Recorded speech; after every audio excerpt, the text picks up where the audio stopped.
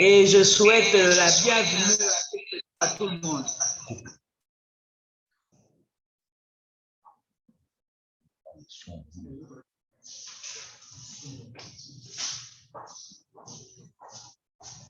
Merci. Bonsoir, Madame la modératrice.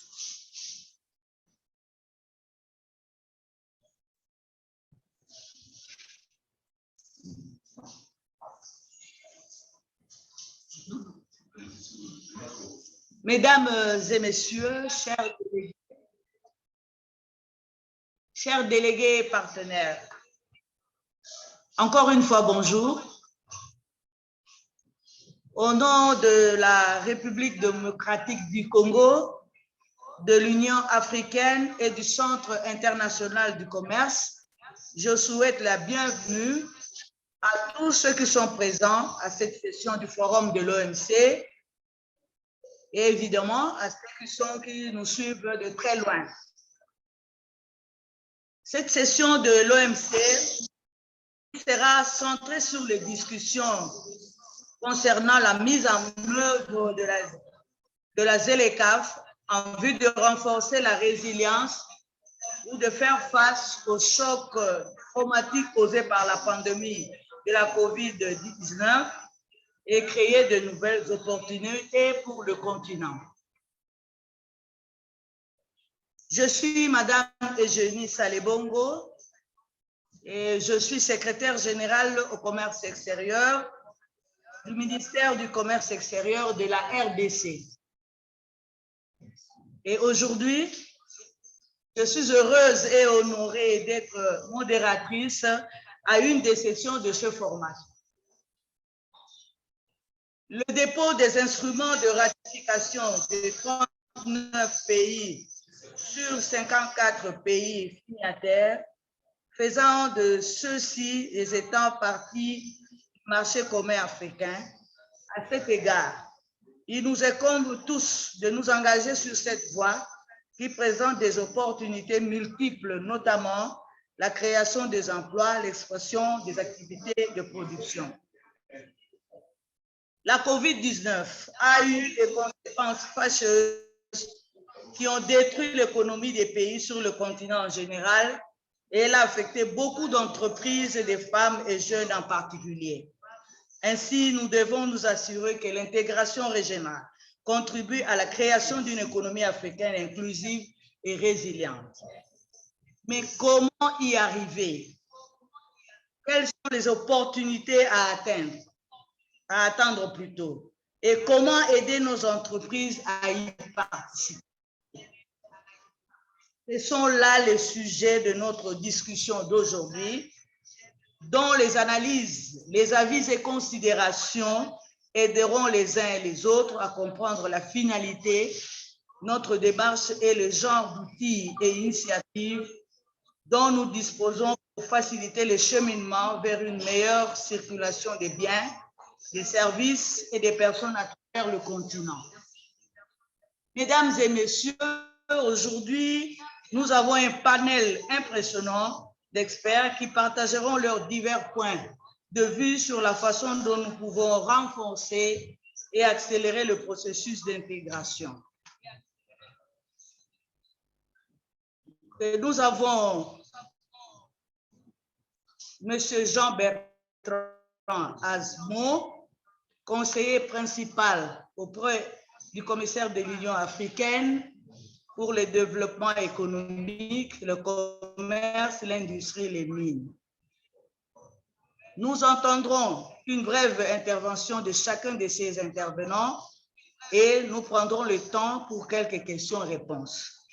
Pour nos participants dans l'audience, n'hésitez pas à partager vos questions et commentaires pour les panélistes en utilisant la fonction chat soumettre une question. Nous espérons avoir une session aussi dynamique et interactive que possible. Alors, n'hésitez pas à partager vos questions et réflexions. Nous allons commencer par le premier panéliste, M. Jean-Bertrand, comme je vous l'avais dit au début, qui est conseiller principal auprès du commissaire de l'Union africaine pour le développement économique, le commerce, l'industrie et les mines. Tout d'abord, je souhaite la bienvenue à M. Jean Bertrand, qui me suit en ce moment. Il conseille actuellement son Excellence, le commissaire Michel, sur un éventail de sujets relatifs à l'agenda 2063 de l'Union africaine, en particulier sur la reprise économique post-Covid en Afrique et la diversification des exportations africaines dans le contexte de la mise en œuvre de la ZLECAf. Monsieur Azapmo, lorsque la pandémie, je m'adresse à Monsieur Azapmo, lorsque la pandémie de la COVID-19 a frappé en 2020, les exportations africaines ont été fortement touchées en raison des liens aux chaînes de valeur d'ordre régional. Comment la mise en œuvre de la ZLECAf peut-elle soutenir une intégration accrue et la création de chaînes de valeur régionales basées sur les produits locaux? Où voyez-vous le plus grand potentiel? Je vous accorde. Et comment pouvons-nous impliquer le secteur privé? Monsieur Azapmo, je vous accorde la parole pour intervenir.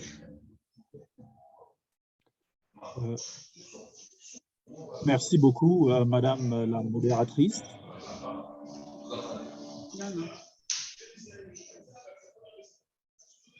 Je ne sais pas si vous me suivez.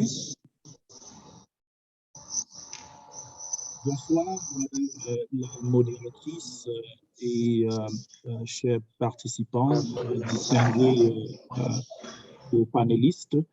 C'est un honneur pour moi, n'est-ce pas, de me joindre à ce panel en cette fin d'après-midi à l'occasion de ce forum public de l'OMC et particulièrement cette session qui porte, n'est-ce pas, entre autres sur les questions d'intégration africaine et la mise en œuvre de la ZLECAf.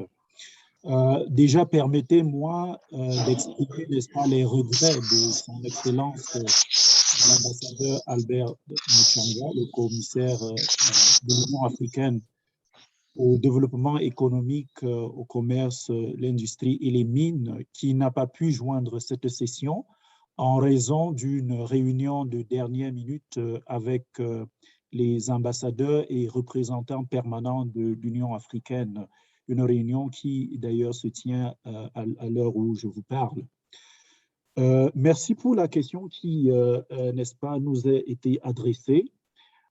Effectivement, lorsque la pandémie de la COVID a frappé, l'Afrique, comme toutes les autres régions du monde, n'est-ce pas, a subi de plein fouet les disruptions, n'est-ce pas, les ruptures, n'est-ce pas, notamment en ce qui concerne les chaînes d'approvisionnement, n'est-ce pas. Et de ce fait, le commerce intra-africain a été touché de plein fouet. Ceci a, n'est-ce pas, étalé, n'est-ce pas, à la face du monde la vulnérabilité, n'est-ce pas, de notre continent. D'ailleurs, une enquête menée par la Banque africaine d'import-export, la BAD et la CEA sur l'impact de la COVID sur, n'est-ce pas, le commerce en Afrique, est publié récemment, montre que, n'est-ce pas, de janvier à août 2020, le commerce africain, n'est-ce pas, de manière générale, a connu une baisse de 12%, comparé, n'est-ce pas, à l'année d'avant, c'est-à-dire 2019. Et l'un des secteurs qui a été les plus touchés, n'est-ce pas, notamment en ce qui concerne les chaînes d'approvisionnement, c'est le secteur, ce sont les industries pharmaceutiques. Parce que comme vous le savez, l'Afrique importe pratiquement 90%, n'est-ce pas, des intrants, n'est-ce pas, et des produits pharmaceutiques consommés sur le continent. Donc, cela montre à quel degré, n'est-ce pas, le continent a été frappé de plein fouet. Donc, partant de ce constat, il est donc clair que l'Afrique a intérêt à accélérer, n'est-ce pas, le commerce intra-africain à travers notamment le développement des chaînes de valeur continentales. et régional. Et il y a un certain nombre d'initiatives qui sont en cours actuellement, n'est-ce pas, au niveau de la Commission de l'Union africaine pour parvenir à cette fin. Nous sommes en train de travailler avec un certain nombre de partenaires pour mener, n'est-ce pas, une cartographie des chaînes de valeur continentale et régionale. Et nous avons déjà obtenu un financement de la GIZ. Nous travaillerons avec un certain nombre de partenaires, y compris le Centre pour le commerce international, afin de mener cela. Et là, on se rend donc compte déjà que les secteurs porteurs, n'est-ce pas, sont notamment l'industrie automobile, n'est-ce pas, l'industrie du textile, l'agroalimentaire et bien sûr l'industrie pharmaceutique dont j'ai parlé tantôt. En ce qui concerne l'industrie agroalimentaire, il faut relever que l'Afrique dépend majoritairement des importations pour, n'est-ce pas, pour son alimentation. Entre 2016 et 2018, il est estimé qu'environ 85% des denrées alimentaires consommées sur le continent étaient importées de l'extérieur. Et entraînant, n'est-ce pas, une facture d'environ 35 milliards de dollars. Et ce nombre, n'est-ce pas, il est estimé que ce nombre devrait atteindre 115 milliards de dollars d'ici 2035 si rien n'est fait. Donc, il s'agit là, n'est-ce pas, d'importantes opportunités qui se présentent et qui pourraient être, n'est-ce pas, capturées dans le cadre du commerce intra-africain. So one of the things we are also doing in order to ensure that we can harness the potential under the AfCFTA, it is to implement some of the operational instruments of the AfCFTA. And here I'm going to talk about the African Trade Observatory. This is a very important online platform that provides updated information, qualitative and quantitative information on trade and investment opportunities on the continent. And this important tool is being developed by the International Trade Center, funded by the European Union. And it provides an opportunity to address one of the main impediments to intra-African trade, which is lack of trade information. Because as we all know, lack of trade information has been identified as one of the main non-tariff barriers affecting intra-African trade. So this is a tool that we are making available to policymakers, to the private sector, in order to take advantage to enhance their knowledge of investment trade opportunities available on the continent and take advantage of those opportunities. Another thing we are doing, it is to really bring the private sector into the arena, because the private sector is actually the driver of trade. It is the engine of trade. And we've undertaken a number of initiatives, starting with the establishment of the African Business Council. This is a continental body that brings together continental private sector organizations, regional business councils, as well as sectoral private sector organizations. So we brought them together under the umbrella of the African Business Council so that they can aggregate the views, the interests of the private sector and channel them through the decision-making process. We are also working with a number of sectoral associations, organizations in the private sector, including the Pan-African Manufacturer Association, the African Association of Automotive Manufacturers, to advance, product on the continent. Madam Moderator, you talked about producing local goods. This is something that we are really pushing and working in collaboration with those private sector associations I mentioned. One of the things we are also doing with the private sector, it is to put together a platform that will bring them together so that they can get to know the opportunities that are available on the continent, make trade deals, get to harness the potential of the AfCFTA. And here I'm talking about the Intra-African Trade Fair. The second edition is scheduled for November 15 to 21st in Durban, South Africa. And it will really provide a platform for the African private sector to get together.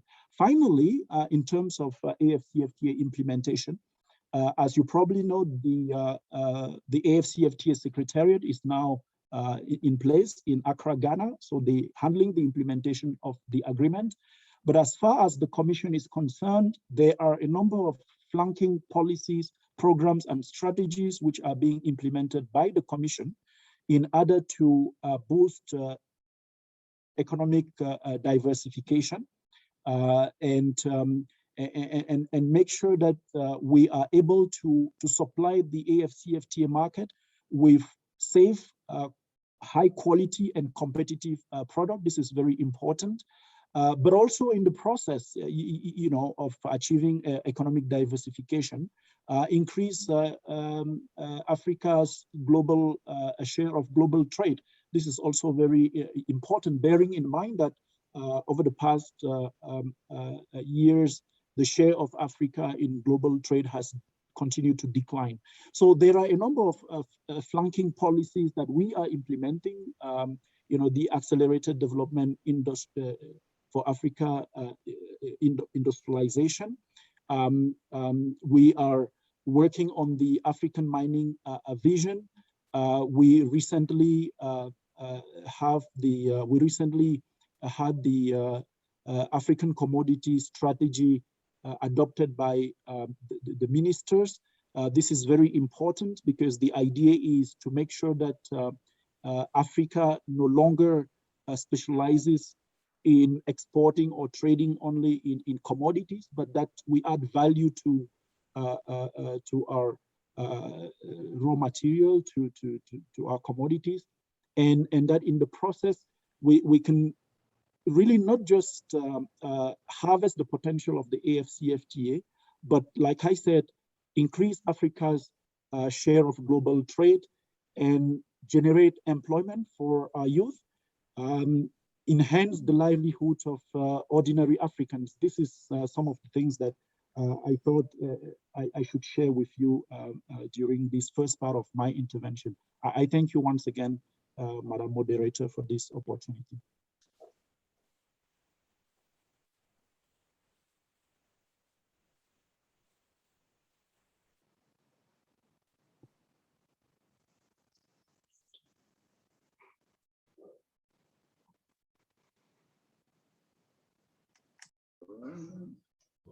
Ok, merci beaucoup, Monsieur Jean-Bertrand, d'avoir partagé votre point de vue. Laissez-moi me tourner vers Madame Pamela Cook-Hamilton. Je vous la présente. Madame Pamela Cook-Hamilton, directrice exécutive au Centre du commerce international. Madame Pamela est la directrice exécutive, comme je viens de le dire, du Centre du commerce international. Elle possède une vaste expérience et une vaste expertise dans le renforcement des capacités liées au commerce et au développement durable. Madame Pamela, où se situe l'Afrique en termes d'intégration régionale et quelles sont les opportunités émergentes pour le continent alors que l'intégration avance? Madame, à vous la parole. Thank you so much, Madam Chair. I'm getting a repeat. Is it okay, or I'm getting a feedback? Oui, très bien. Très bien. Oh, you can hear me? Okay. Sorry. It's my pleasure to join you all here today. Madame Salebongo, thank you for this excellent question. I think this topic is something that I'm really excited about because there's strong signals that we're finally on the road to recovery. So ITC Trade indicates that in June 2021, African exports increased by 72% year on year at a rate of more than double the rate of global export growth of 34%. Furthermore, Africa was the only region to increase its regional integration between 2018 to 2020, which is a fantastic statistic. This dynamism is a signal of the great things to come and the potential of the AfCFTA. So while the level of integration remains low relative to some other regions, there's still welcome signals of progress and the ongoing efforts towards the AfCFTA implementation. And this can drive this even further. So there's so much potential across the continent. The ITC estimates that an additional $22 billion for export growth in key products and value chains across the continent over the next 4 years alone. But beyond growth potential, the path to stronger integration can also spark transformational change on the continent. Recent ITC and UNCTAD research indicates that exports to Africa are on average more processed and more technologically advanced than those exported to the rest of the world. In fact, 61% of intra-African exports are in semi-processed and processed goods, relative to only 28% of exports to other partners beyond the continent. Thus, increasing these flows and building regional value chains is crucial. It provides a path away from commodity dependence to economic diversification and self-reliance. Integration in Africa can also promote inclusivity and gender equality. It encourages higher participation of women as the sectors that are traded engage more women and more women-led firms. So taken all together, AfCFTA can enhance regional integration through competitive regional value chains, which will help promote sustainable development, job creation, and ultimately the Africa we want. And this is only possible if there's a clear plan for implementation to ensure that the benefits of the agreements are accessible to everyone. The ITC is committed to the project of African integration, having worked with African governments for more than 5 decades. We're proud to work with the African Union to realize its ambitions to form a single market through the AfCFTA. And we believe that small businesses play a central role in making this a reality. So how can we better support the participation of businesses in value chains and take advantage of new opportunities on the continent? First, we need detailed and robust data that is widely accessible. We need to see clearly where we stand in terms of integration and trade performance. Equipped with this information, policymakers can determine the best paths for economic development, and African entrepreneurs can identify export opportunities. To this end, we have been working closely with the African Union, with the support of the European Union, to set up the African Trade Observatory, one of the 5 operational instruments of the AfCFTA. This freely accessible digital portal puts a whole continent of opportunities at your fingertips. And I'd like to extend a special thanks to the RECs and over 20 countries for their active engagement to create a revolutionary new tool in this first phase. Our path towards creating accessible and robust data depends on mutual collaboration. So I'd really like to encourage African Union member states to engage fully in the African Trade Observatory initiative to be able to reap the full benefits of this strategic and insightful information. We also look forward to continued engagement with member states in the second phase of the project, which will expand the coverage of trade in goods data and also cover services. Secondly, we need to map and support value chain creation. In recent years, ITC has expanded and scaled up its work to boost value-added exports. This has benefited 15,000 African MSMEs on average per year with innovative financing, trade-led investments, expanded sustainable sourcing partnerships with private sector partners, and focus on transforming traditional exports through value addition, especially in agribusiness. So for African MSMEs to be competitive in the international marketplace, the cost of compliance with technical regulations, international standards, and buyers' requirements need to be reduced. To this end, ITC will continue to support coordination across the full business ecosystem to ensure that small businesses can meet export standards. Thirdly, we need to ramp up our efforts to leave no one behind. Women and youth were especially impacted by the effects of the COVID-19 pandemic. And supporting these entrepreneurs is essential to foster an inclusive global recovery. The One Trade Africa program provides additional support to help women and youth-led businesses become more competitive. Smaller firms also need to be more engaged and aware of the AfCFTA implementation process. According to a recent business survey conducted by the ITC and the Permanent Conference of African and French-speaking consular chambers, only 12% of firms were importing from continental partners and 6% are exporting to the region. Furthermore, only 25% of firms were aware of the AfCFTA and the potential gains that it could bring. So this shows that we need to be better in our communication and outreach with smaller firms and empower them in their efforts to seize new regional opportunities. Lastly, connectivity is crucial. And you know better than anyone the importance of infrastructure and connectivity. Enhanced ICT and e-commerce capabilities are crucial to help trade flow more freely today and prepare for the trade of tomorrow. It can help governments to harmonize and standardize across border protocols and custom procedures. So enhanced connectivity can also help connect African businesses to the international market through e-commerce. We've seen a surge in the adoption of digital technology, and it is a trend that is expected to continue in the long run and has the potential to generate millions of new jobs in dynamic fields. Here too, ITC is committed to supporting African businesses to make the most of this digital revolution. It's critical that AfCFTA translate to tangible gains on the ground. From the manufacturer to small cross-border trader, this landmark agreement can improve the quality of life for millions. I thank you so much for this opportunity, and I look forward to questions later. Thank you.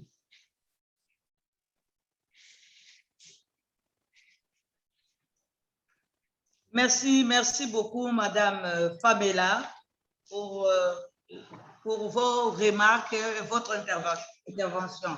Et je me tourne maintenant vers Madame Trudy, qui est directrice exécutive de Tralac. La mise en œuvre de la télécap est en cours avec 38 pays ayant soumis leurs instruments de gratification.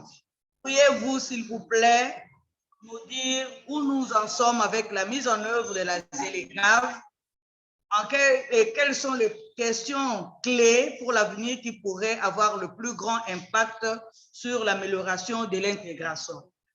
Madame, à vous la parole. Thank you very much, Madam Moderator, and good afternoon to my fellow panelists. Colleagues, it's a great pleasure to be with you this afternoon for this very important conversation. When we take a look at the impact of COVID, we've heard some statistics about trade, investment, economic activity. It is particularly important to keep in mind that, of course, the African Continental Free Trade Area is, on the one hand, exactly that, a free trade agreement, but it is also a flagship project of the African Union. These two lives of the African Continental Free Trade Area, particularly important as we discuss where we stand with the negotiations, but also what we can do to assist African countries to transform their economies and societies post-COVID, to build in resilience, responsiveness, and appropriate policy responses for the next pandemic or next crisis, because this, of course, is not the last. As a flagship project, AfCFTA finds synergy with a range of other flagship projects which together constitute Agenda 2063. And it is here, colleagues, that we find the linkages between the free trade area and AIDA, focusing on industrial development for Africa, infrastructure development for Africa, PIDA, agricultural development, and many, many more aspects of a true comprehensive development strategy for the continent. But if we focus on the role of the African Continental Free Trade Area, indeed as a trade instrument, aimed specifically at boosting intra-Africa trade, we have to keep in mind that it is in particular the dynamic benefits of the AfCFTA in terms of attracting foreign direct investment, technology transfer, skills development, market development, value chain development, that the key lies to the structural transformation which we need post-COVID to take a look at the true development outcomes of the AfCFTA. These are spelled out very clearly in the AfCFTA agreement. And getting a lot of feedback, unfortunately, colleagues. But let me continue. So where would we find particular benefits of the AfCFTAs to support the structural transformation? And where do we currently stand in the negotiating process? As you've indicated, Madam Moderator, the agreement has already entered into force, yet we have not completed particularly important aspects of the negotiations. This creates certain challenges, but also provides a window of opportunity to take on board the learning, the experience of this pandemic. So currently, when it comes to trade and goods, we still have to negotiate our tariff concessions, finding the necessary compromise as we aim to liberalize trade across the continent. Some 14% of tariff lines do not yet have their accompanying rules of origin. Rules of origin and tariff concessions hang very much together to provide the minimum requirements for a free trade area and goods. For trade and services, ladies and gentlemen, the specific commitments for the 5 priority services sectors are still work in progress. We're certainly hoping that other very important sectors that we've realized, in particular during the pandemic, how they can play a role in structural transformation and yielding development outcomes, the healthcare services sector, education, distribution services, and many more, we hope they will be added to this list as well. But, ladies and gentlemen, it's really when we take a look at the new generation issues on this comprehensive agenda of the African Continental Free Trade Area, investment, competition policy, intellectual property rights, and extremely importantly, as Pamela has mentioned, the focus on trade and gender, youth and SME development, as well as e-commerce, that we see the potential for leveraging the AfCFTA to achieve true, inclusive, sustainable development outcomes. But how will it work, ladies and gentlemen? And I want to go back to the trade and goods agenda in particular. And I would like to emphasize the importance of the governance improvement and the governance development that the AfCFTA can leverage. And let's focus for a minute on trade facilitation. Trade facilitation, ladies and gentlemen, is important not only for trade and goods, but it's also equally important in terms of our industrial and agricultural development as we look to import the necessary inputs which we may not have in our home markets. So it becomes not only a trade issue, but also an economic development and diversification issue. If we take a look at customs and border management issues, this is often where we find non-tariff barriers, and many of which disproportionately impact women traders. So the trade and gender dimension has to be addressed in the effective implementation of the 4 annexes which focus on trade facilitation issues. But trade facilitation, ladies and gentlemen, is also essential if we are to get the benefits of e-commerce. It's the last mile of bringing the goods to the final consumer, and that's particularly important to keep in mind. If we take a look, therefore, at what needs to be done in terms of implementation of the agreement, implementation support needs to focus on building domestic policy, legal, and institutional architecture and capacity. It has to improve the support structures to give effect to and to anchor the commitments which member states are making in the AfCFTA. It is only if we do that, ladies and gentlemen, that we will be able to realize the potential, the development potential of the African Continental Free Trade Area as a free trade area, but as one of the components of this important suite of development strategies which comprise Africa's Agenda 2063 for sustainable growth, inclusive development. Very important that we bring all of this together. At this point, the AfCFTA had some gaps, ladies and gentlemen. Climate and sustainable development are not yet on the agenda. Some of the lessons from COVID make it imperative that we bring these issues to that FTA agenda as well. This will make sure that we truly give effect to a development partnership, which is the African Continental Free Trade Area, in its manifestation as a trade agreement, but also a development compact as part of Agenda 2063. Thank you very much.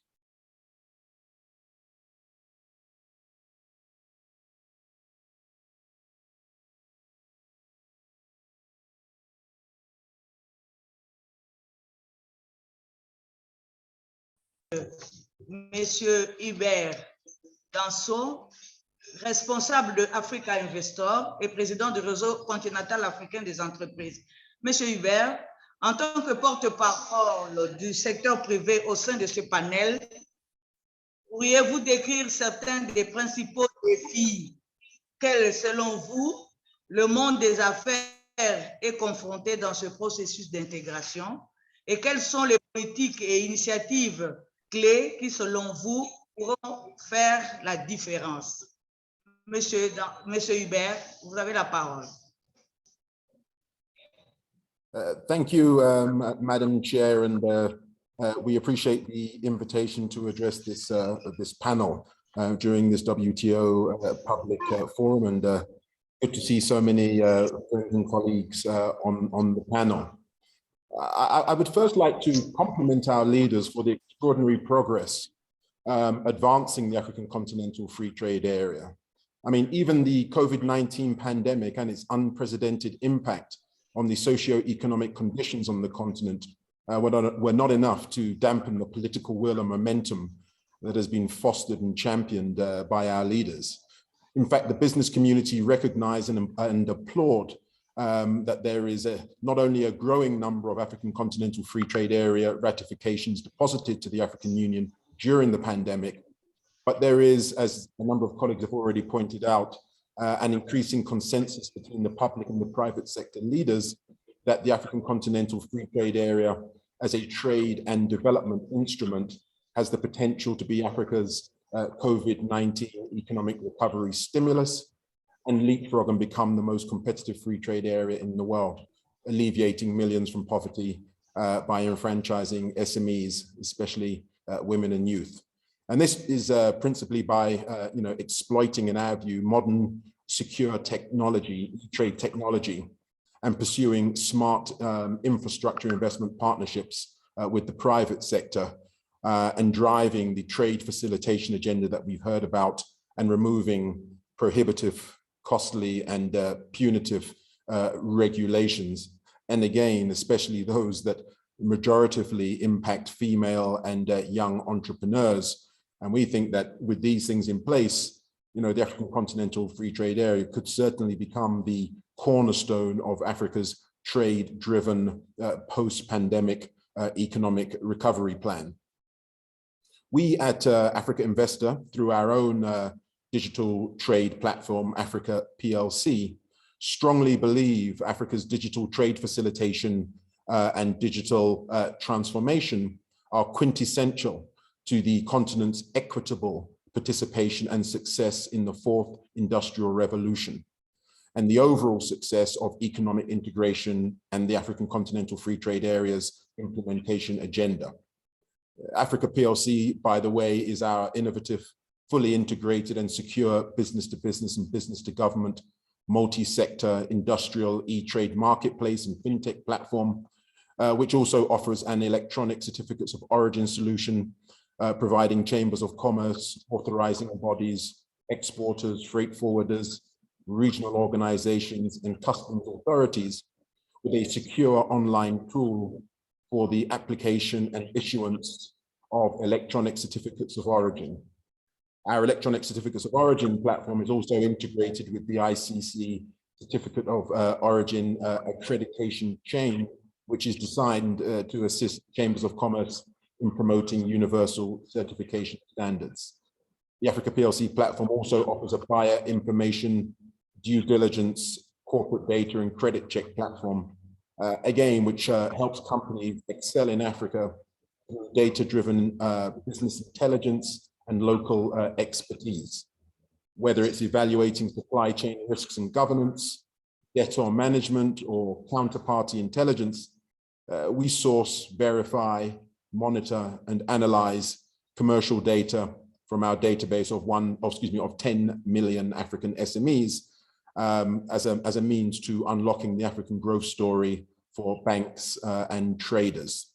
And that particular solution is today being used internationally by Dun & Bradstreet and Moody's Bureau van Dijk. Madam Chairperson, regarding some key policies and initiatives we believe could make a difference, I'll briefly set out 3 initiatives that sort of touch on the points that I've raised just now. Firstly, regulation as a stimulus will be one initiative I will touch on now. Secondly, trade-related infrastructure investment and the African Union Development Agency's 5% agenda.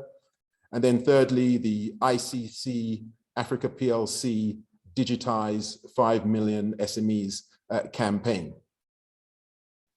Regarding the regulation as a stimulus initiative, essentially this builds on the recognition that the African Continental Free Trade Area could indeed be the solution to Africa's economic recovery and global trade competitiveness.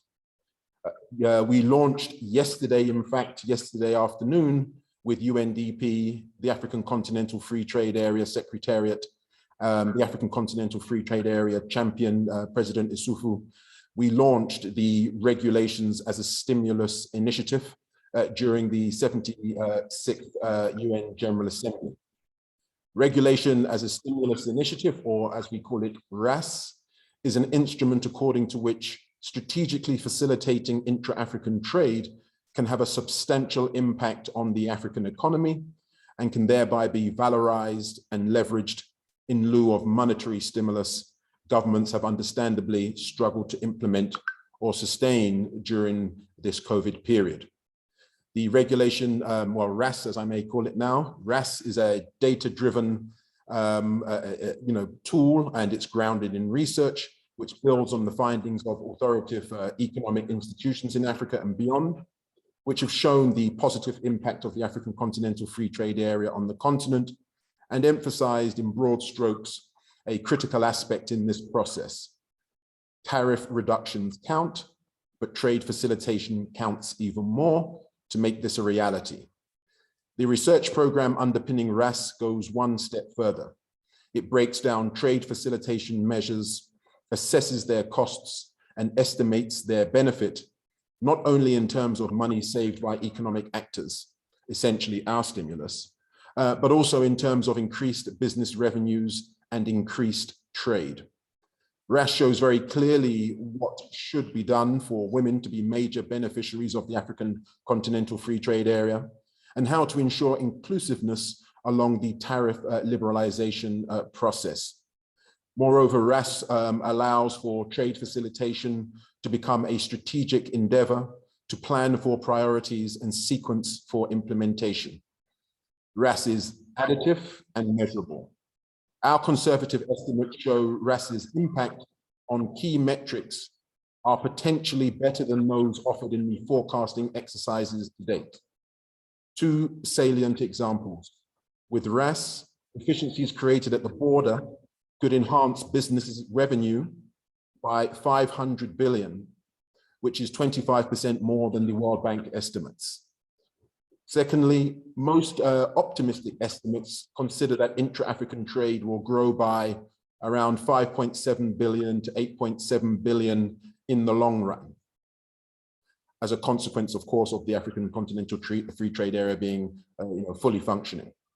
However, the implementation of RAS, intra-African trade, could be uplifted by 7.2 billion per annum over the next 5 years.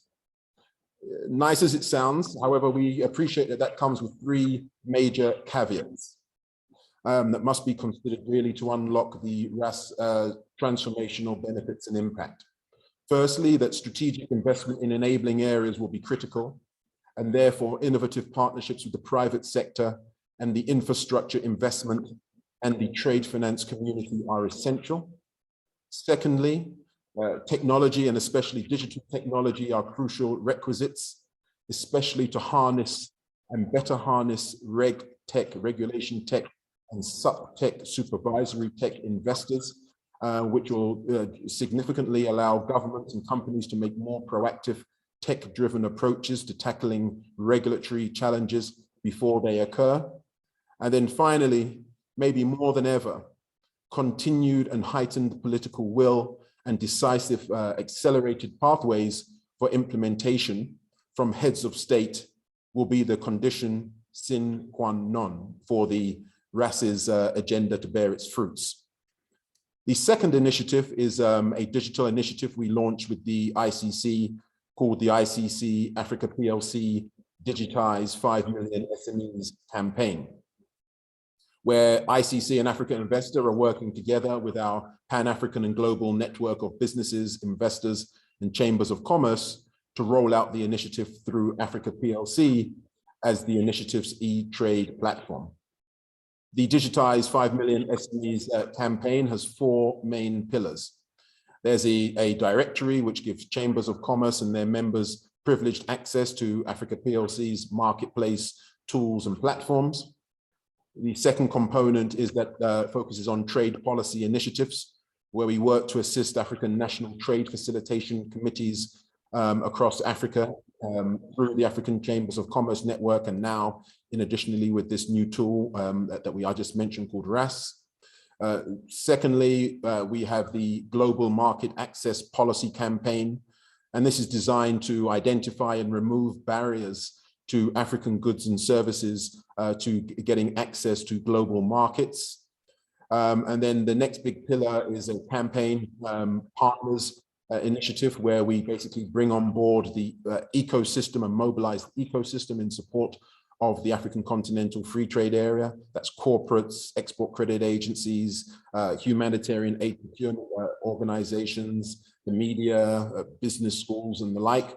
And then finally, there's a number of different sort of strategic events that we put on together to drive the campaign, build capacity. The ICC have recently just launched with ECA in support of this campaign, a Centers of Entrepreneurship program that they're going to be taking across Africa, and they now launched with ECA in support of this.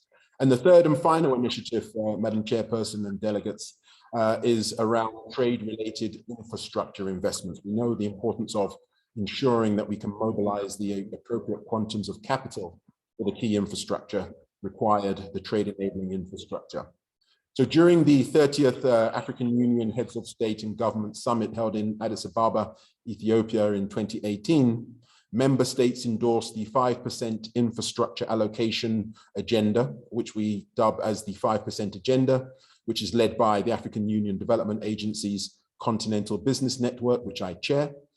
The 5% agenda is a pact between African institutional investors and African heads of state to increase investment allocations from us as the investment community through a new institutional investor public partnership framework, which is designed to create a strategic collaborative mandate alignment framework between African asset owners, pension and sovereign wealth funds in the project structuring and investment process, thereby allowing infrastructure investment allocations to increase to 5% of assets under management, which is circa 30 billion plus. The 5% agenda is a key African Union Development Agency initiative for the continent's post-pandemic infrastructure investment recovery agenda. We are exploring how to harness the 5% agenda as a post-pandemic recovery platform to address trade-related infrastructure and the trade-related infrastructure gap, and are currently researching innovative private credit solutions that align with African pension and sovereign wealth funds mandates, and at the same time assist African trade banks whose lending capacity and balance sheets have been impacted by COVID-19.